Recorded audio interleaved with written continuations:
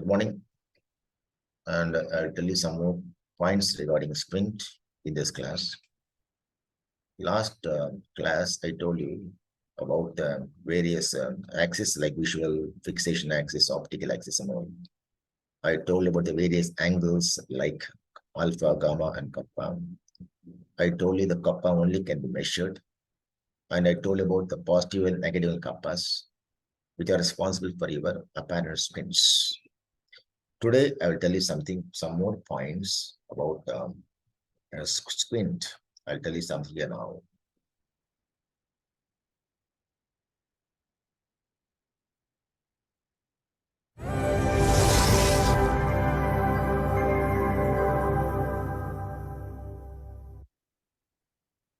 This will be the second class in my series. Now, I already told you what is Squint. From when I already told you about the definition of Squint. What is Squint now here? The misalignment of visual axis between two eyes. Normally, they maintain some equilibrium. Physiological relationship is there. It gets altered. What's the reason for this alteration? One, maybe the visual impulses coming from the eye to my brain are defective in one eye, or maybe both eyes are different. But usually, the sensory system is if it is a problem case. The problem is because of the sensory problems. A patient can develop a squint. But imagine here is the most important point here is the movements are normal. Movements are normal in these patients. Only the squint is there. I classify this as a concomitant squint. I'm telling now, defining it as a concomitant squint. Now I'll tell you, this concomitant squint is further divided into manifest. That means you are seeing the person, he is having squint. From outside itself, from the just by external appearance, he is having squint. Whereas one more condition is there. Now the right and left, the two eyes are there. These images from one eye to my brain is somewhat defective. Imagine now. Even though it is defective, the image going to my brain is from one eye is defective. Still, my brain can fuse both these images from both eyes. The images from both eyes are fused and show it as single for me, and the eyes are not deviated. That is called, but imagine now, the problem is there in the patient. It's not coming out, it's not manifesting. And so now, that means what he is having a tendency for squinting, but not manifesting. That is called latent squint. That is called latent squint. Otherwise, we call it as phobias. We call it as phobias. Now, what's the phobias now? The patient has got tendency for deviations, but the deviations are not manifesting because of the powerful fusional mechanism in the brain. By chance, if you break this fusion, the squint will manifest. But how to break now? Just very simple. You just cover one eye. The image from the one eye is not reaching my brain. The fusion is broken. Only when the images from both eyes are going to my brain, they can fuse. Once you cut off one image, that is one aspect. Just cover one eye, you can bring it out. That is called phobias, tropias. These are all the basic terminologies you should know. What is tropia means? It's a manifest squint. What is phobias means? A latent squint.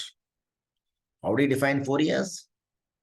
There is a tendency for squinting is there, for deviation is there, but it is not coming out or not manifesting because of the powerful fusion. If you break the fusion, the problem can come out. What is incompetence squint? Incompetence squint means the sensory system is normal. The images reaching my brain are normal, but the movements, the nerve problems, the muscles are getting involved. The nerves are getting involved, which are taking part in the movements, So particularly, suppose, imagine one example. For example, right eye lateral rectus is paralyzed. For example, right eye lateral rectus is paralyzed because sixth nerve palsy, abductor nerve palsy. What will happen now? Right eye sixth nerve means lateral rectus means it has to abduct. Okay, that means when you look towards the right side, the right eye is not abducting. The left eye is normal, it's going to abduct. That means what? You see a gross deviation. So the right eye is not moving, the left eye is moving. It's a gross deviation is taking place. But imagine now, when the patient is looking left side, towards the left side, nothing will happen. The squint is not there. Usually squint may not be there. Whereas only when the paralyzed muscle coming into play, the squint is getting aggravated. That is called concomitant squint, or it's a motor system problem. So basically, never forget now, there are two divisions now. Sensory problem, which can result in concomitant squint, and motor problem, which can result in concomitant squint. Concomitant squint, we can have tropias, the manifest squint. When I see out from outside, he is having squint. 4 years, when I look from outside, is normal, appears to be normal. But when you break the fusion, just by covering one eye, the problem can manifest. These are the basic classifications we will discuss about later on, but these are the basic classifications you should know. Before going into the other details of your squint, let me define something about horopter. That means you should know double vision, diplopia. So many things can happen in squint. That's why horopter is what? Imagine now, what is horopter? Imagine now, this is an outside space. This is an outside space area. Suppose some object is here. See, now they can stimulate one area. Suppose it's left eye. It can stimulate this part of the retina. And this eye, it can stimulate this part of the retina. If you see that carefully, the fovea is here. And the fovea is here. Understand now? That means what? Never forget. That means what?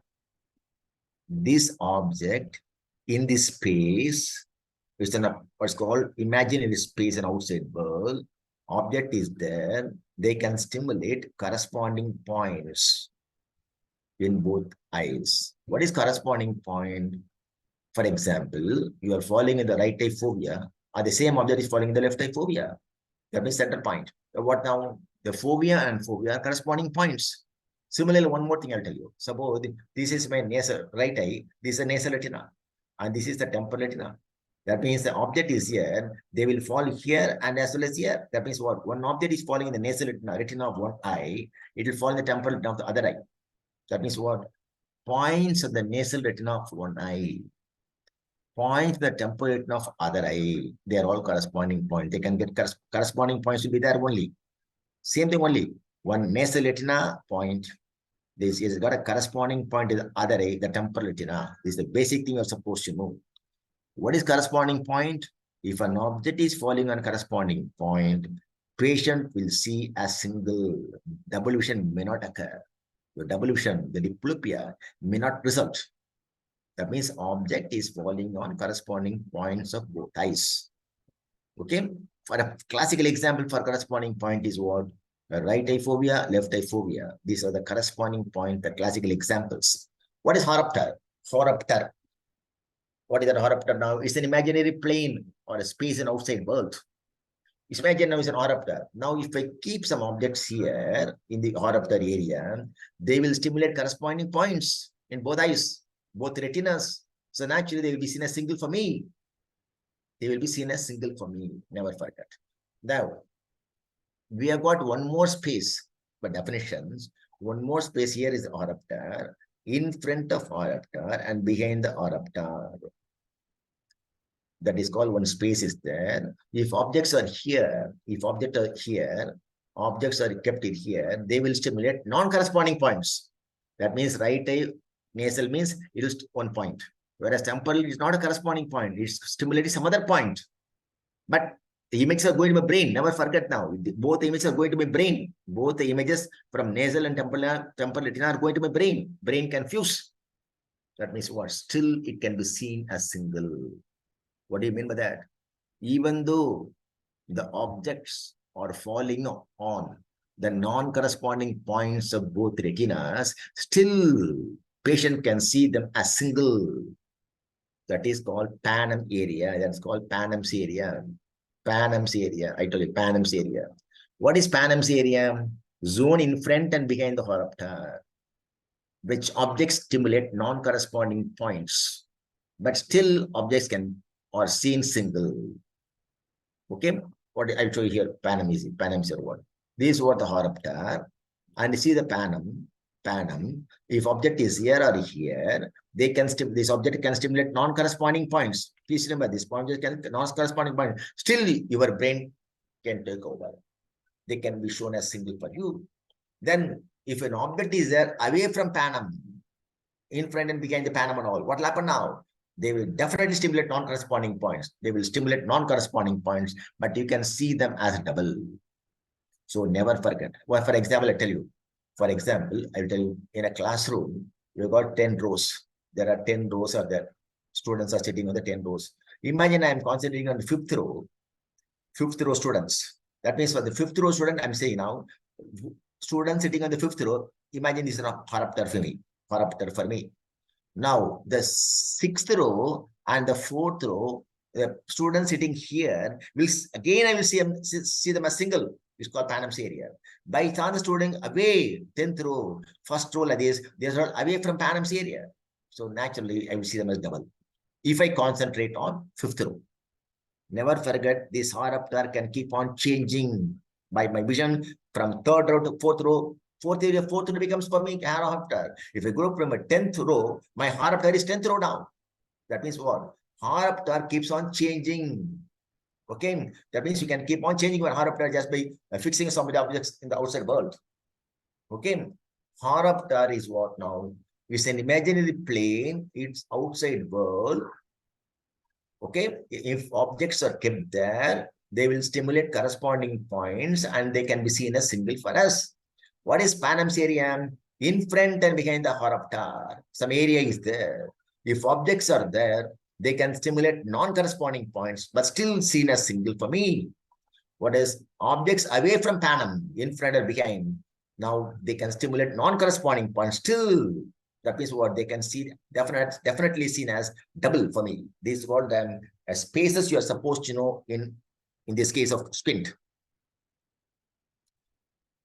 One more point I'll try to tell you now. One important difference they can ask you. Field of fixation. Field of vision. For example, question is what? What is field of vision? You keep some object, no, you fix one object is here. You bring something from outside, the patient starts perceiving, but you are looking straight only. You are looking straight only. With one eye, you are fixing this object. You bring something from outside, the patient starts perceiving. And perceiving, that means what? You connect all the points, you get a field, extend the field you are going to have. So field of fixation means, what is field of, is it called field of vision? I'm going to measure how much a field patient can see in outside world by asking the patient to fix one object, so the center fixation object. Then you have to bring the object from outside, you are going to sort out. You are going to find out the extent of fields. This is called field of vision. What's the beauty now? The patient fixes on steady fixation is there. The steady fixation of his gaze towards the object of interest. He is not moving now. The center object is there. He has to fix there. He should not move the eyes. He should not move the eyes. Whereas in field of fixation, now I bring something, some letter from periphery. Initially, need not fix here. The patient has to look towards this direction from where you are going to bring the object. Now the point at which, or the degree at which, the patient starts reading the letters. Here, what the meaning now? The difference between fixation and field of vision is what? In field of vision, the eyes are straight, not moving. Whereas field of fixation, the patient has to move the eyes and take a fixation of outside. That means the patient reads the letters, whichever angle the patient is going, you are going to bring the object from outside. The point at which the patient starts reading the letters, the target. So naturally, that's the field of fixation. That's what the meaning indirectly I'm taking now. So many degrees they can move. Suppose the patient starts reading the object or whatever the letters in the object at 45 degrees, at level of 45 degrees. I know his extent of movement is 45 degrees. Only 30 degrees. I know his extent of movement is 30 degrees. That's all. Field of fixation means the patient has to move the eyes and take a fixations. Whereas field of vision means eyes are straight only. No need to move. Only he has to perceive the objects from periphery. When you are bringing the object from periphery, he has to fix. It's a basic difference. Never forget. Field of fixation, patient has to move the eyes. Field of vision, no need to move. The basic difference, classical exam question again. Now I'll tell you something about the muscles taking part in the movements. You know all the movements, everyone knows about the movements. See now we have got hardly 6 muscles. Please remember now. Now you know middle rectus, adduction, lateral rectus, lateral axis abduction. Forget about this. These are the two muscles, horizontal muscles. Whereas we have got 4 vertically acting muscles. Vertically acting muscles are there. What are they now? One, I'll tell you, superior rectus, inferior oblique, and inferior rectus and superior oblique. These are the 4 muscles you are supposed to know. I'll show you the picture, you can easily understand. See now here. See now, this is what eyeball. Now here I will tell you again one point. See, the eyeball is here. See, I remember last class I told you about the optical axis, the line connecting all the center points. She said now here the optical axis here. Now these muscles that are taking part in the movements of the eye, the insertion is not so simple. Now, for example, I tell you here, this is called the superior oblique. See the superior oblique muscle coming from back posterior, coming here, passes by the trochlea. This is called the trochlea. Then turns the direction and comes underneath the superior rectus and gets inserted here. See now here. That means what? The muscle is turned and coming like this. See, compare the optical axis or the anatomical axis relation to this direction of the pull of the muscle. See now, angle is created now. Angle is there between the superior oblique and your optical axis. This is a normal affair. This is a classical exam question. Usually it's about 51 to 54 degrees. The angle between the superior oblique, the line of pull, and the optical axis is about 51 degrees. Same way you can now see the superior rectus muscle. Superior rectus muscle is here. Now it's a line of action is here. That means what? He has to pull like this only. But you see the optical axis. Now the line of muscle here is what now? 23 degrees. The angle between the optical axis and the line of action of the superior rectus is about 23 degrees. The same holds good for inferior rectus also. The same, like your superior oblique, holds good for your inferior oblique also. Now we see, all of us very definitely we know that when the line of action of the muscle plane, it becomes parallel to this optical axis, they can act elevated difference. When the eyeball is like this, now it turns. Suppose the eyeball is like this.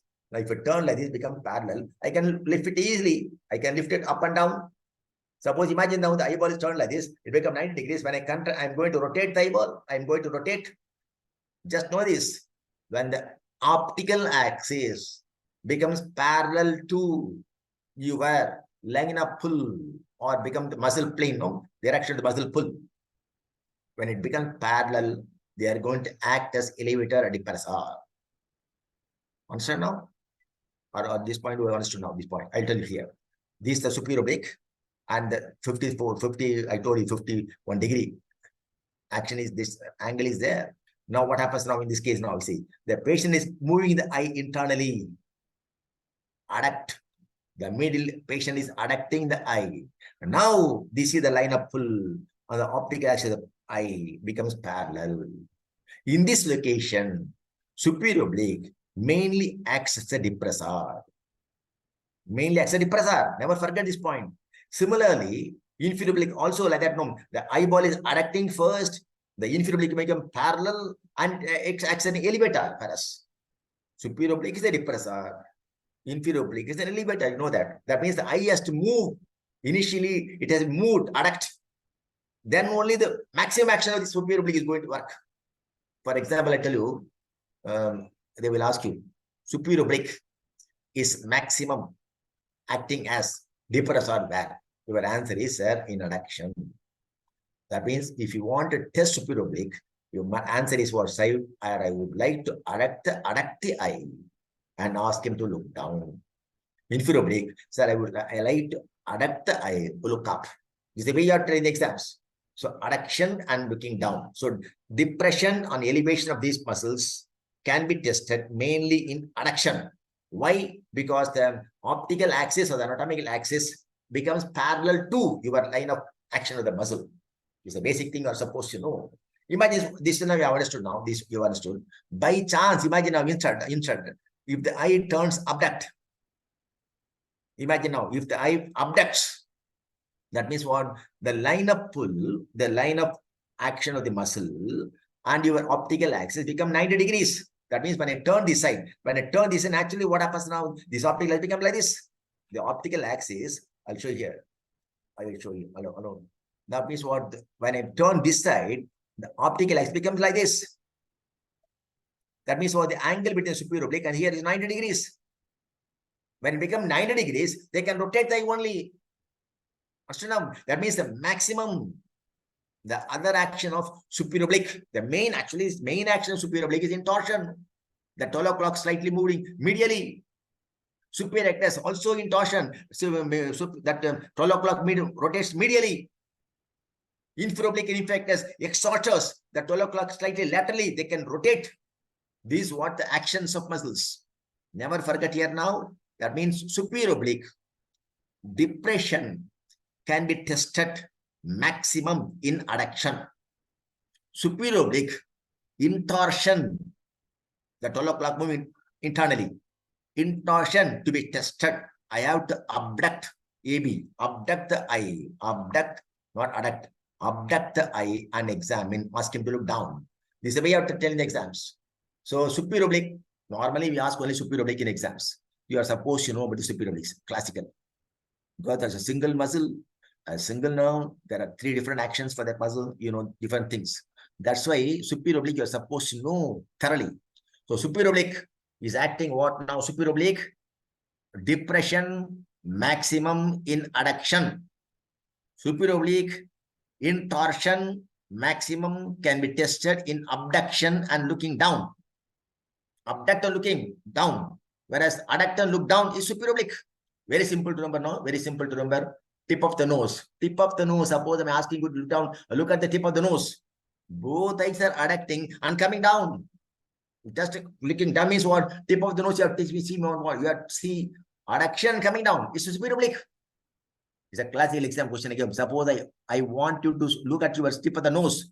Which muscle is coming into play? But answer immediately is superior oblique. Nothing else. So superior oblique, adduction. These are the basic things you are supposed to. But there are many actions. Classical exam question again. Superior rectus, the prime action, main action is superior rectus elevation. Inferior rectus depression is basic thing. Whereas obliques, the main action for which it is created is intorsion, inferior oblique for extorsion. But there are some subsidiary actions in addition to that. That is called your depression, elevation, other things. So these are the basic.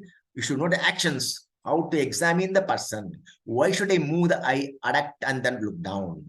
Why should I move the eye or abduct and then look down to see intorsion? These are the common questions as far as the movements are concerned in the patient. In the examination, they will ask you. Never forget. Now here I want to tell one thing. See, superior oblique, for example, I want to test the depression. I told you what now? You have to adduct, look down, adduct and look down.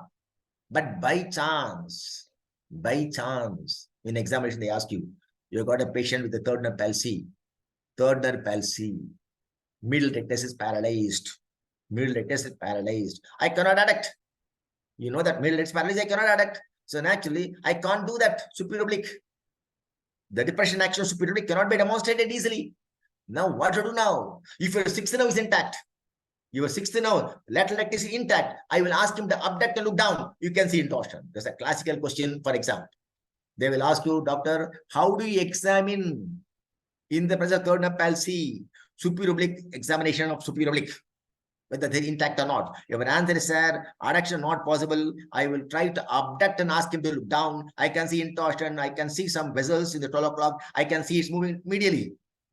It can rotate. This what the answer. Next, one more question. Doctor, you got third nerve palsy is there. You got 6th nerve palsy also is there. Both. Middle rectus also not working. Lateral rectus also not working. What to do? How do you find out the fourth nerve? That's superior oblique. Fourth nerve involvement is there or not? The superior oblique is involved or not? Your answer is, sir, I will ask him to look down. That's all. You tell now, I will ask him to look down.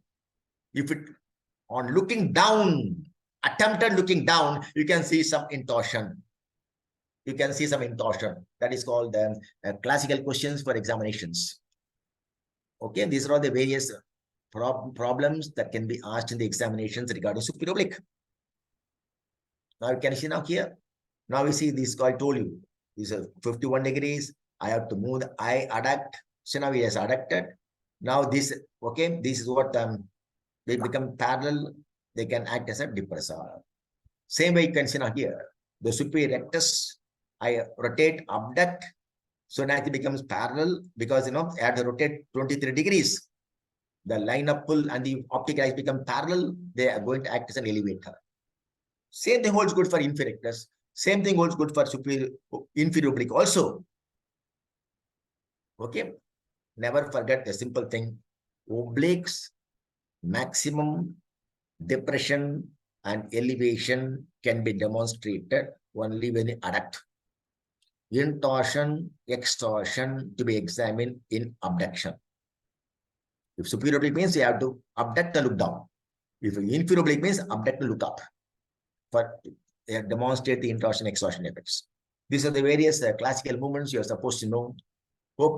I think you can easily follow. It's not difficult. Only hardly we got 6 muscles. Of course, middle and lateral rectus is nothing. Whereas other things like we have got 4 muscles only, the vertically acting muscles. There we have got major actions you are supposed to know. The main action and subsidiary actions you are supposed to know. How do you know the subsidiary actions and all? Subsidiary means what? As a superior oblique is concerned, is an intorsion is the main action. God has created it for that intorsions. Whereas other things like depression, other things like abduction, AB, superior oblique is an abductor also. Whereas superior rectus is an intortor. Its a main action is what? Elevation. Subsidiary action is what? Intorsion and adduction. Is the basic some of the actions you are supposed to know. It's not very difficult. If you read, you can easily understand. It's not all difficult. Don't get confused. Okay, this is what my second class. From next class onwards, I will take you some of the topics in Squint, the basic things. I would like to tell you something about the cover test, uncover test, then 4 years, investigations for 4 years, then various aspects of binocular visions like that. So hope you understood something as far as these muscle actions are concerned. I told you about the horopter. I told you about the Panams area. Understand now? Then I will tell you some. The next class and all, I will tell you something about the diplopia, uncrossed, crossed diplopia, so many things. So hope I'm telling you now, Squint is not all difficult. Just understand. Don't get confused. Very, very simple. Anybody can easily, at least our idea is what? To know something about Squint and without any difficulties. That is my advice. Hope you have understood now. Okay. Thank you very much for